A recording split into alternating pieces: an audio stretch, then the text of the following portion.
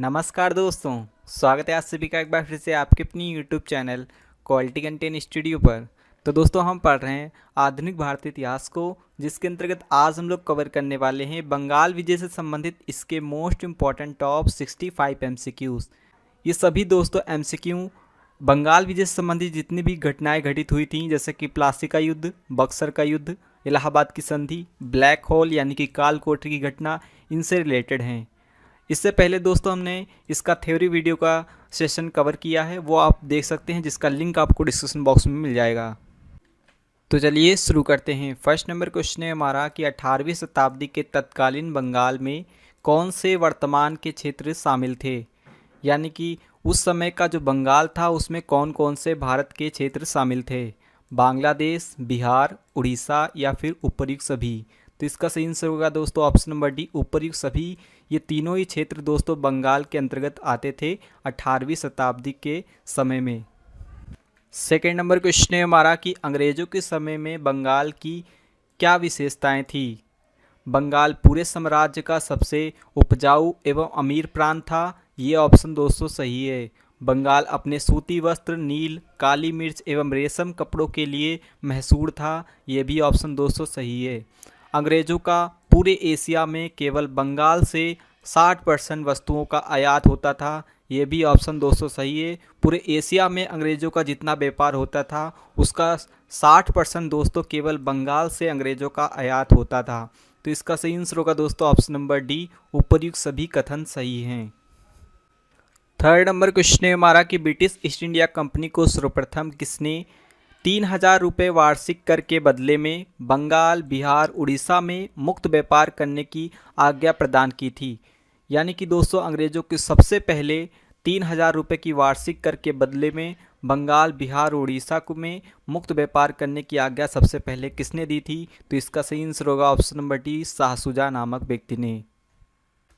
4 number question है हमारा कि सन 1700 ईस्वी में किस मुगल शासक ने मुर्शिद कुली खां को बंगाल का दीवान नियुक्त किया था। अकबर, जहांगीर, शाहजहां या फिर औरंगजेब ने। तो इसका सही आंसर होगा दोस्तों ऑप्शन नंबर डी, औरंगजेब ने दोस्तों 1700 ईस्वी में मुर्शिद कुली खां को बंगाल का दीवान नियुक्त किया था।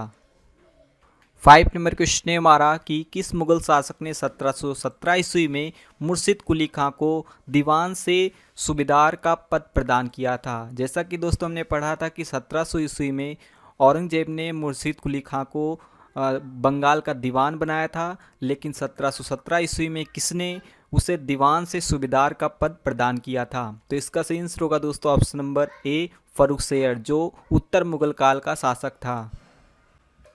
6 नंबर क्वेश्चन है हमारा कि 1717 ईस्वी में किसने ब्रिटिश ईस्ट इंडिया कंपनी को बंगाल एवं सूरत में मुक्त व्यापार करने की आज्ञा प्रदान की थी। तो इसका सही आंसर होगा दोस्तों ऑप्शन नंबर सी, फर्रुखशेर ने। 7 नंबर क्वेश्चन है हमारा कि बंगाल का प्रथम स्वतंत्र सूबेदार कौन था। औरंगजेब, सिराजुद्दौला, फर्रुखशेर या फिर मुर्शिद कुली खां। तो दोस्तों बंगाल का प्रथम स्वतंत्र रूप से सूबेदार बना था ऑप्शन नंबर डी, मुर्शिद कुली खां। 8 नंबर क्वेश्चन है हमारा कि मुर्शिद कुली खां ने अपनी राजधानी ढाका से कहाँ परिवर्तित की थी। एक्चुअली में दोस्तों मुर्शिद कुली खां जब बंगाल का सूबेदार बनाया गया था उसी समय दोस्तों अंग्रेज़ों का भी बंगाल में हस्तक्षेप होने लगा था, क्योंकि फर्रुखशेर ने अंग्रेज़ों को शाही फरमान के तहत बंगाल में मुक्त व्यापार करने की आज्ञा प्रदान कर दी थी। इसी के संबंध में दोस्तों मुर्शिद कुली खां और अंग्रेज़ों के मध्य संघर्ष होने लगते हैं। इसी कारण दोस्तों वो अपनी राजधानी ढाका से ऑप्शन नंबर ए, मुर्शिदाबाद परिवर्तित कर देता है। 9 नंबर क्वेश्चन है हमारा कि बंगाल में इजारादारी प्रथा सर्वप्रथम किसने प्रारंभ की थी। औरंगजेब, शाह सुजा, मुर्शिद कुली खां या फिर अलीवर्दी खां ने। तो इसका सही आंसर होगा दोस्तों ऑप्शन नंबर सी, मुर्शिद कुली खां ने बंगाल में इजारादारी प्रथा की शुरुआत की थी। 10 नंबर क्वेश्चन है हमारा कि निम्न में से किस बंगाल के सूबेदार ने सर्वप्रथम बंगाल में तकाबी ऋण देने की शुरुआत की थी। तकाबी ऋण यानी कि अग्रिम ऋण देने की, पहले से ही एडवांस ऋण देने की प्रथा किसने शुरू की थी। तो इसका सही आंसर होगा ऑप्शन नंबर ए, मुर्शिद कुली खां ने। 11 नंबर क्वेश्चन है हमारा कि मुर्शिद कुली खां के बाद बंगाल का अगला सूबेदार कौन बना था। सुजाउद्दीन, सिराजुद्दौला, सरफराज खान या फिर इनमें से कोई नहीं। तो इसका सही आंसर होगा दोस्तों ऑप्शन नंबर ए शुजाउद्दीन। 12 नंबर क्वेश्चन ने मारा कि सन 1733 ईस्वी में शुजाउद्दीन ने बिहार का सूबेदार किसे नियुक्त किया था? सिराजुद्दौला, अलीवर्दी खां, मुर्शिद कुली खां या फिर सरफराज खान को? तो इसका सही आंसर होगा दोस्तों ऑप्शन नंबर बी अलीवर्दी खां को दोस्तों शुजाउद्दीन ने सन 1733 ईस्वी में बिहार का सूबेदार नियुक्त किया था। 13 नंबर क्वेश्चन ने मारा कि शुजाउद्दीन की मृत्यु के बाद अगला बंगाल का सूबेदार कौन बना? सरफराज खान, अलीवर्दी खान, मुर्शिद कुली खां या फिर इनमें से कोई नहीं? तो इसका सही आंसर होगा दोस्तों ऑप्शन नंबर ए सरफराज खान। सबसे पहले दोस्तों मुर्शिद कुली खां बंगाल का प्रथम स्वतंत्र रूप से सूबेदार बना था। इसके बाद दोस्तों बना था शुजाउद्दीन और उसके बाद बना था सरफराज खान। 14 नंबर क्वेश्चन ने मारा कि सन 1740 ईस्वी में गिरिया का युद्ध किसके मध्य हुआ था? सरफराज खान और अलीवर्दी खां, सिराजुद्दौला और सरफराज खान, सिराजुद्दौला और अलीवर्दी खां या फिर इनमें से कोई नहीं? तो इसका सही आंसर होगा दोस्तों ऑप्शन नंबर ए सरफराज खान और अलीवर्दी खां के मध्य दोस्तों गिरिया का युद्ध हुआ था सन 1740 ईस्वी में। जैसा कि दोस्तों हमने जाना था कि सबसे पहले मुर्शिद कुली खां बंगाल का सूबेदार बना, उसके बाद शुजाउद्दीन, उसके बाद सरफराज खान और सरफराज खान को पराजित करके गिरिया के युद्ध में दोस्तों अलीवर्दी खां बंगाल का सूबेदार बनता है और आगे चलकर ये बंगाल का प्रथम नवाब भी कहलाता है। 15 नंबर क्वेश्चन है हमारा कि बंगाल का प्रथम स्वतंत्र नवाब किसे माना जाता है? सिराजुद्दौला, अलीवर्दी खां, मुर्शिद कुली खां या फिर इनमें से कोई नहीं? तो इसका सही आंसर होगा दोस्तों ऑप्शन नंबर बी अलीवर्दी खां बंगाल का प्रथम स्वतंत्र नवाब कहलाता है। 16 नंबर क्वेश्चन है हमारा कि निम्न में से किसने यूरोपियों की तुलना मधुमक्खी के छत्ते से की है? सिराजुद्दौला, अलीवर्दी खां, मुर्शिद कुली खां या फिर इनमें से कोई नहीं? तो इसका सही आंसर होगा दोस्तों ऑप्शन नंबर बी अलीवर्दी खां ने दोस्तों यूरोपियों की तुलना मधुमक्खी से की है। अलीवर्दी खां के इस कथन का तात्पर्य दोस्तों यह था कि जिस प्रकार मधुमक्खी को बिना छेड़े वो आपको नुकसान नहीं पहुंचाती हैं, उसी तरह दोस्तों यूरोपियों को भी आप जब तक नहीं छेड़ेंगे तब तक वो आपसे कुछ नहीं बोलेंगे, यदि आप छेड़ते हैं तो वो आपको नुकसान पहुंचाने लगते हैं। 17 नंबर क्वेश्चन है हमारा कि बंगाल के नवाब अलीवर्दी खां का उत्तराधिकारी कौन बना था? सिराजुद्दौला, सरफराज खान, शुजाउद्दीन या फिर मुर्शिद कुली खां? तो दोस्तों अलीवर्दी खां का उत्तराधिकारी बना था ऑप्शन नंबर ए सिराजुद्दौला, जो दोस्तों अलीवर्दी खां की पुत्री का बेटा था, यानी कि अलीवर्दी खां का नाती था। 18 नंबर क्वेश्चन है हमारा कि बंगाल के कलकत्ता में फोर्ट विलियम किले का निर्माण किसने करवाया था? फ्रांसीसियों ने, पुर्तगालियों ने, अंग्रेजों ने या फिर डचों ने? तो इसका सही आंसर होगा दोस्तों ऑप्शन नंबर सी अंग्रेजों ने। 19 नंबर क्वेश्चन है हमारा कि 15 जून 1756 ईस्वी को किसने फोर्ट विलियम किले पर आक्रमण कर अंग्रेजों को मार भगाया? अलीवर्दी खां, मुर्शिद कुली खां, सिराजुद्दौला या फिर सरफराज खान? तो इसका सही आंसर होगा दोस्तों ऑप्शन नंबर सी सिराजुद्दौला ने दोस्तों 15 जून 1756 ईस्वी को फोर्ट विलियम किले पर आक्रमण किया और यहाँ पर स्थित दोस्तों अंग्रेजों को मार भगाया और यहीं से दोस्तों उसने 146 व्यक्तियों को कैदी बना लिया था, जो आगे चलकर दोस्तों इसे कालकोठरी घटना में शामिल होते हैं। 20 नंबर क्वेश्चन है हमारा कि ब्लैक होल यानी कि कालकोठरी की घटना कब हुई थी? तो इसका सही आंसर होगा दोस्तों ऑप्शन नंबर बी 20 जून 1756 ईस्वी को। 21 नंबर क्वेश्चन है हमारा कि ब्लैक होल यानी कि कालकोठरी की घटना के संबंध में कौन सा कथन सही है? सिराजुद्दौला द्वारा 146 ब्रिटिश कैदियों को 18 बाई 14 मीटर के छोटे से कमरे में बंद कर दिया गया था, ये ऑप्शन दोस्तों सही है। जिसमें दोस्तों 123 लोगों की दम घुटने से मौत हो गई थी, ये भी ऑप्शन सही है। तो इस प्रकार इसका सही आंसर हो जाएगा ऑप्शन नंबर सी उपरोक्त दोनों कथन सही है। एक्चुअली में दोस्तों सिराजुद्दौला ने 1556 ईस्वी में ही एक अधिनियम पारित किया था कि कोई भी कलकत्ता में किलों की किलेबंदी नहीं करेगा, लेकिन दोस्तों अंग्रेज़ों ने उनका पालन नहीं किया और अंग्रेज़ों ने कलकत्ता में फोर्ट विलियम किले की किलेबंदी स्टार्ट रखी। इसी के संबंध में दोस्तों सिराजुद्दौला ने अंग्रेज़ों पर आक्रमण किया 15 जून को और 20 जून को उसने एक 18 बाई 14 के छोटे से कमरे में 46 ब्रिटिश कैदियों को बंद कर दिया था, जिसमें दोस्तों 23 व्यक्ति ही शेष जीवित रह सके थे और 123 व्यक्ति की दम घुटने के कारण मृत्यु हो गई थी। तो दोस्तों ये कुछ थी कालकोठरी की घटना के संबंध में कुछ महत्वपूर्ण बिंदु। 22 नंबर क्वेश्चन है हमारा कि ब्लैक होल की घटना किस स्थान पर घटित हुई थी? कलकत्ता, बिहार, उड़ीसा या फिर इनमें से कोई नहीं। तो इसका सही आंसर होगा दोस्तों ब्लैक होल की घटना घटित हुई थी ऑप्शन नंबर ए कलकत्ता में। 23 नंबर क्वेश्चन है हमारा कि इनमें से किस अंग्रेज अधिकारी ने सबसे पहले ब्लैक होल यानी कि काल कोठरी की घटना की रचना की है? रॉबर्ट क्लाइव, वॉरेन हेस्टिंग्स, हार्वेल या फिर इनमें से कोई नहीं। तो इसका सही आंसर होगा दोस्तों ऑप्शन नंबर सी हार्वेल। एक्चुअली में दोस्तों उन 46 व्यक्तियों में हार्वेल भी शामिल थे और हार्वेल ने ही दोस्तों इस घटना की चर्चा सर्वप्रथम की थी। 24 नंबर क्वेश्चन है हमारा कि फरवरी 1757 ईस्वी को अलीगढ़ की संधि किसके मध्य हुई थी? अंग्रेज और अलीवर्दी खां, अंग्रेज और सिराजुद्दौला, अंग्रेज और सरफराज खान या फिर इनमें से कोई नहीं। तो इसका सही आंसर होगा दोस्तों ऑप्शन नंबर बी अंग्रेज और सिराजुद्दौला के मध्य फरवरी 1757 ईस्वी में दोस्तों अलीगढ़ की संधि हुई थी। 25 नंबर क्वेश्चन है हमारा कि प्लासी का युद्ध कब हुआ था? 1 अगस्त 1764, 22 अगस्त 1763, 23 जून 1757 या फिर 1 जून 1758 ईस्वी में। तो इसका सही आंसर होगा दोस्तों प्लासी का युद्ध हुआ था 23 जून 1757 ईस्वी को। 26 नंबर क्वेश्चन है हमारा कि प्लासी नामक स्थान बंगाल के किस नदी के तट पर स्थित है? तो यहाँ पर एक पॉइंट याद रखना है कि दोस्तों कि प्लासी नामक स्थान बंगाल में स्थित है। किस नदी के तट पर? तो इसका सही आंसर होगा ऑप्शन नंबर सी भागीरथी नामक नदी के तट पर प्लासी नामक स्थान स्थित है जहां प्लासी का युद्ध हुआ था। 27 नंबर क्वेश्चन है हमारा कि प्लासी का युद्ध किसके मध्य हुआ था? रॉबर्ट क्लाइव और Alivardi Khan, Robert Clive Sarfaraz Khan, Robert Clive और सिराजुद्दौला या फिर रॉबर्ट क्लाइव औरंगजेब के मध्य। तो इसका सही आंसर होगा दोस्तों option number C Robert Clive और सिराजुद्दौला के मध्य प्लासी का युद्ध हुआ था। 28 नंबर क्वेश्चन है हमारा कि प्लासी के युद्ध में सिराजुद्दौला का पराजित हो जाने का मुख्य कारण था? रॉबर्ट क्लाइव की कूटनीति, मीर जाफर और दुर्लभ राय द्वारा धोखा दिया जाना या फिर उपरयुक्त दोनों या फिर इनमें से कोई नहीं। तो इसका सही आंसर होगा दोस्तों ऑप्शन नंबर सी उपरयुक्त दोनों। रॉबर्ट क्लाइव ने दोस्तों कूटनीति के तहत सिराजुद्दौला के जितने भी दुश्मन थे उनको अपना दोस्त बना लिया। इसके अलावा दोस्तों मीर जाफर और दुर्लभ राय जो सिराजुद्दौला के मुख्य सेनापति के रूप में सिराजुद्दौला की सेना में शामिल थे, उन्होंने दोस्तों सिराजुद्दौला को धोखा दे दिया था। यही कारण था कि दोस्तों सिराजुद्दौला प्लासी के युद्ध में पराजित हो जाता है। 29 नंबर क्वेश्चन है हमारा कि प्लासी के युद्ध के पश्चात बंगाल का नवाब किसे बनाया गया?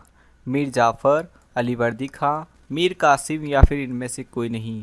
तो इसका सही आंसर होगा दोस्तों सिराजुद्दौला का करीबी व्यक्ति ही मीर जाफर था जिसने सिराजुद्दौला को धोखा दिया था और आगे चलकर दोस्तों अंग्रेज़ों ने इसे ही बंगाल का नवाब नियुक्त किया था। 30 नंबर क्वेश्चन है हमारा कि ब्रिटिश ईस्ट इंडिया कंपनी की भारत में प्रथम निर्णायक सफलता मानी जाती है, यानी कि सबसे पहले सबसे इफेक्टिव जो जीत थी ब्रिटिश ईस्ट इंडिया कंपनी की वो कौन सी थी? प्लासी का युद्ध, अलीगढ़ की संधि, बक्सर का युद्ध या फिर इनमें से कोई नहीं। तो इसका सही आंसर होगा दोस्तों ऑप्शन नंबर ए प्लासी का युद्ध दोस्तों अंग्रेजों के लिए एक निर्णायक सफलता मानी जाती है। 31 नंबर क्वेश्चन है हमारा कि निम्न में से कौन सा युद्ध जिसने भारत में ब्रिटिश प्रभुत्व को प्रारंभ किया, यानी कि सबसे पहले दोस्तों किस युद्ध के बाद भारत में ब्रिटिश प्रभुत्व जमने लगा और आगे चलकर दोस्तों ये पूरे भारत में विस्तारित हुआ। तो इसका सही आंसर होगा दोस्तों ऑप्शन नंबर बी प्लासी के युद्ध में। 32 नंबर क्वेश्चन है हमारा कि भारत में ब्रिटिश साम्राज्य का संस्थापक किसे माना जाता है? तो दोस्तों भारत में ब्रिटिश राज का संस्थापक माना जाता है option number C Robert Clive, जिसने दोस्तों प्लासी के युद्ध में सर्वप्रथम ब्रिटिशों को एक महान सफलता दिलाई थी। 33 नंबर क्वेश्चन है हमारा कि रॉबर्ट क्लाइव बंगाल का गवर्नर कब बना था?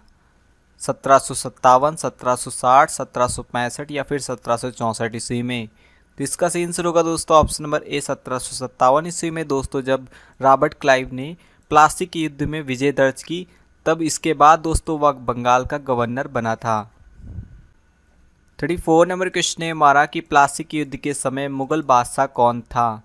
आलमगीर द्वितीय, शाह आलम द्वितीय, औरंगजेब या फिर इनमें से कोई नहीं। तो इसका सही आंसर होगा दोस्तों ऑप्शन नंबर ए आलमगीर द्वितीय दोस्तों ब्रिटिश बादशाह थे जिस समय प्लासी का युद्ध हुआ था। 35 नंबर क्वेश्चन है हमारा कि प्लासी युद्ध के बाद भारत के लिए शाश्वत दुख की रात का आरंभ हुआ, यह किस बांग्ला कवि का कथन है? रविंद्रनाथ टैगोर, बंकिम चंद्र चटर्जी, नवीन चंद्र सेन या फिर इनमें से कोई नहीं? तो इसका सही आंसर होगा दोस्तों ऑप्शन नंबर सी, नवीन चंद्र सेन का कहना है कि प्लासी के युद्ध के बाद भारत के लिए शाश्वत दुख की काली रात का प्रारंभ हुआ, यानी कि काली रात की शुरुआत हुई थी। 36 नंबर क्वेश्चन है हमारा कि सुरक्षा प्रकोष्ठ नीति रिंग फेंस पॉलिसी किससे संबंधित है? Warren Hastings, Robert Clive, Lord Dalhousie या फिर इनमें से कोई नहीं? तो इसका सही आंसर होगा दोस्तों ऑप्शन नंबर ए, वारेन हेस्टिंग्स से। 37 नंबर क्वेश्चन है हमारा कि बंगाल के नवाब सिराजुद्दौला और ब्रिटिश कंपनी के बीच का विवाद का कारण था। कंपनी द्वारा कलकत्ता में फोर्ट विलियम किले की किलेबंदी करना, ये भी दोस्तों एक कारण था। अंग्रेजों द्वारा दस्तक यानी कि फ्री पास का दुरुपयोग करना, ये भी ऑप्शन दोस्तों सही है। तो इस प्रकार इसका सही आंसर हो जाएगा ऊपर एक दोनों दोस्तों कारण माने जाते हैं सिराजुद्दौला और ब्रिटिश कंपनी के विवाद का। 38 नंबर क्वेश्चन है हमारा कि बंगाल के नवाब मीर कासिम ने अपनी राजधानी मुर्शिदाबाद से कहाँ परिवर्तित की थी? ढाका, बिहार, मुंगेर या फिर इनमें से कोई नहीं? तो इसका सही आंसर होगा दोस्तों ऑप्शन नंबर सी, मुंगेर। जबकि दोस्तों मुर्शिद कुली खान ने अपनी राजधानी ढाका से मुर्शिदाबाद परिवर्तित की थी और मीर कासिम ने दोस्तों अपनी राजधानी मुर्शिदाबाद से मुंगेर परिवर्तित की थी। 39 नंबर क्वेश्चन है हमारा कि बंगाल के नवाब मीर कासिम ने मुर्शिदाबाद के स्थान पर मुंगेर को अपनी राजधानी परिवर्तित की थी क्योंकि? तो इसका सही आंसर होगा दोस्तों ऑप्शन नंबर सी, वह मुर्शिदाबाद के षड्यंत्रमय वातावरण तथा कलकत्ता से दूर रहना चाहता था ताकि अंग्रेजों का हस्तक्षेप ना हो सके। 40 नंबर क्वेश्चन है हमारा कि बंगाल के नवाब मीर कासिम और अंग्रेजों के मध्य विवाद का मूल कारण था। तो इसका सही आंसर होगा दोस्तों ऑप्शन नंबर ए, राजधानी का मुंगेर स्थानांतरण करना मीर कासिम के द्वारा, यही दोस्तों मूल कारण माना जाता है मीर कासिम और अंग्रेजों के मध्य विवाद का। 41 नंबर क्वेश्चन है हमारा कि बक्सर का युद्ध कब हुआ था? तो इसका सही आंसर होगा दोस्तों ऑप्शन नंबर ए, 22 अक्टूबर 1764 ईस्वी को दोस्तों बक्सर का युद्ध हुआ था। जबकि दोस्तों 23 जून 1757 ईस्वी को प्लासी का युद्ध हुआ था। 42 नंबर क्वेश्चन है हमारा कि बक्सर का युद्ध किसके मध्य हुआ था? अंग्रेजी सेनापति हेक्टर मुनरो और शाह आलम द्वितीय जो उस समय मुगल बादशाह थे, शुजाउद्दौला जो उस समय अवध का नवाब था और मीर कासिम की संयुक्त सेना के मध्य दोस्तों बक्सर का युद्ध हुआ था। यानी कि शाह आलम द्वितीय, शुजाउद्दौला और मीर कासिम की संयुक्त सेना एक तरफ थी और एक तरफ थी दोस्तों अंग्रेजों की सेना जिनका नेतृत्व कर रहे थे हेक्टर मुनरो। 43 नंबर क्वेश्चन है हमारा कि बक्सर के युद्ध के समय मुगल बादशाह कौन था? औरंगजेब, शाह आलम द्वितीय, अकबर द्वितीय या फिर बहादुर शाह द्वितीय? तो इसका आंसर होगा दोस्तों option number B, Shah Alam द्वितीय दोस्तों बक्सर के युद्ध के समय मुगल बादशाह थे। जबकि दोस्तों प्लासी के युद्ध के समय आलमगीर द्वितीय मुगल बादशाह थे। 44 नंबर क्वेश्चन है हमारा कि बक्सर के युद्ध का सबसे महत्वपूर्ण कारण था। तो इसका आंसर होगा दोस्तों ऑप्शन नंबर ए, ईस्ट इंडिया कंपनी का वाणिज्यिक अधिकारों का दुरुपयोग करना, यानी कि उसे जो व्यापारिक राइट्स दिए गए थे उनका वो मिसयूज कर रही थी। 45 नंबर क्वेश्चन है हमारा कि इलाहाबाद की प्रथम संधि कब हुई थी? तो दोस्तों इलाहाबाद की दो संधियां हुई थी जिसमें से प्रथम संधि हुई थी ऑप्शन नंबर ए, 12 अगस्त 1765 ईस्वी को। 46 नंबर क्वेश्चन है हमारा कि इलाहाबाद की प्रथम संधि किसके मध्य हुई थी? तो दोस्तों इलाहाबाद की प्रथम संधि हुई थी 12 अगस्त 1765 ईस्वी को। तो किसके मध्य हुई थी? इसका सही आंसर होगा option number C, Robert Clive और शाह आलम द्वितीय के मध्य। 47 नंबर क्वेश्चन है हमारा कि इलाहाबाद की प्रथम संधि की क्या शर्तें थी? ऑप्शन नंबर ए है कि कंपनी को बिहार, बंगाल और उड़ीसा की दीवानी प्रदान हुई, यह ऑप्शन दोस्तों सही है। कंपनी को 26 लाख रुपए वार्षिक पेंशन शाह आलम द्वितीय को देना स्वीकार किया, यानी कि कंपनी ने शाह आलम द्वितीय को वार्षिक पेंशन 26 लाख रुपए देना स्वीकार किया। कंपनी ने अवध के नवाब शुजाउद्दौला से कड़ा और इलाहाबाद को लेकर शाह आलम द्वितीय को दे दिया। तो इसका सही आंसर होगा दोस्तों ऑप्शन नंबर डी, उपयुक्त सभी शर्तें हैं इलाहाबाद की प्रथम संधि की। 48 नंबर क्वेश्चन है हमारा कि इलाहाबाद की दूसरी संधि कब हुई थी। तो इसका सही आंसर होगा दोस्तों ऑप्शन नंबर बी, 16 अगस्त 1765 ईस्वी को इलाहाबाद की दूसरी संधि हुई थी। और इलाहाबाद की प्रथम संधि दोस्तों 12 अगस्त 1765 ईस्वी को हुई थी। 49 नंबर क्वेश्चन है हमारा कि इलाहाबाद की दूसरी संधि किसके मध्य हुई थी। तो दोस्तों पहली संधि हुई थी रॉबर्ट क्लाइव और शाह आलम द्वितीय के मध्य, जो उस समय मुगल बादशाह थे। और दूसरी संधि हुई थी दोस्तों ऑप्शन नंबर ए, रॉबर्ट क्लाइव और सिराजुद्दौला, जो अवध के नवाब थे। तो पहली संधि दोस्तों रॉबर्ट क्लाइव और शाह आलम द्वितीय के मध्य हुई थी। दूसरी संधि हुई थी रॉबर्ट क्लाइव और सिराजुद्दौला, जो उस समय अवध के नवाब थे। 50 नंबर क्वेश्चन है हमारा कि इलाहाबाद की दूसरी संधि की क्या शर्तें थी। इलाहाबाद और कड़ा को छोड़कर कंपनी ने अवध का शेष क्षेत्र सिराजुद्दौला यानी कि अवध के नवाब को वापस कर दिया। यह ऑप्शन दोस्तों सही है। कंपनी को अवध में कर मुक्त यानी कि टैक्स मुक्त व्यापार करने की सुविधा प्रदान हुई। ये भी ऑप्शन दोस्तों सही है। तो इस प्रकार इसका सही आंसर हो जाएगा तो ऑप्शन नंबर सी, उपयुक्त दोनों शर्तें हैं इलाहाबाद की दूसरी संधि की। 51 नंबर क्वेश्चन है हमारा कि बंगाल में 1765 ईस्वी में द्वैत शासन की शुरुआत किसने की थी। तो दोस्तों यहाँ से एक पॉइंट याद रखना है कि द्वैत शासन की स्थापना या इसकी शुरुआत कब की गई थी। तो इसका सही आंसर होगा 1765 ईस्वी में बंगाल में द्वैत शासन लागू किया गया था। किसने लागू किया था। तो इसका सही आंसर होगा option number B, Robert Clive ने। 52 नंबर क्वेश्चन है हमारा कि किस संधि के तहत बंगाल में द्वैत शासन लागू किया गया था। पांडिचेरी की संधि, अलीगढ़ की संधि, इलाहाबाद की संधि या फिर इनमें से कोई नहीं। तो इसका सही आंसर होगा दोस्तों ऑप्शन नंबर सी, इलाहाबाद की संधि के तहत द्वैत शासन बंगाल में लागू किया गया था। 53 नंबर क्वेश्चन है हमारा कि बंगाल में लागू किए गए द्वैत शासन का तात्पर्य क्या था। बंगाल में दोहरी नागरिकता, बंगाल में शासन की वास्तविक शक्ति कंपनी के पास और प्रशासनिक कार्यों की जिम्मेदारी बंगाल के पास थी।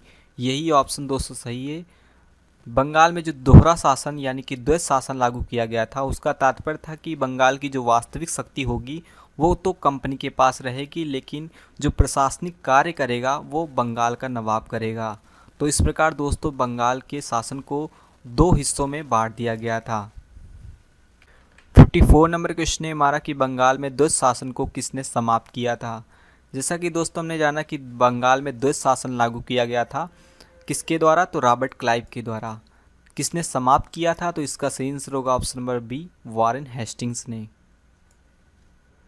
55 नंबर क्वेश्चन है हमारा कि वॉरेन हेस्टिंग्स ने किस वर्ष बंगाल में द्वैत शासन की समाप्ति की थी।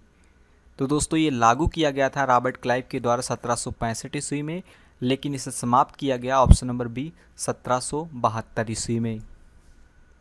56 नंबर क्वेश्चन है हमारा कि किस इतिहासकार ने द्वैत शासन जो चला था 1765 से 1772 तक कंपनी के राज्य को डाकुओं का राज्य की संज्ञा दी है। यानी कि जो द्वैत शासन का शासनकाल था उसको किसने डाकुओं का राज कहा है। तो इसका सही आंसर होगा दोस्तों option number C, K M. Panikkar ने। 57 नंबर क्वेश्चन है हमारा कि निम्न में से कौन से युग्म सही है।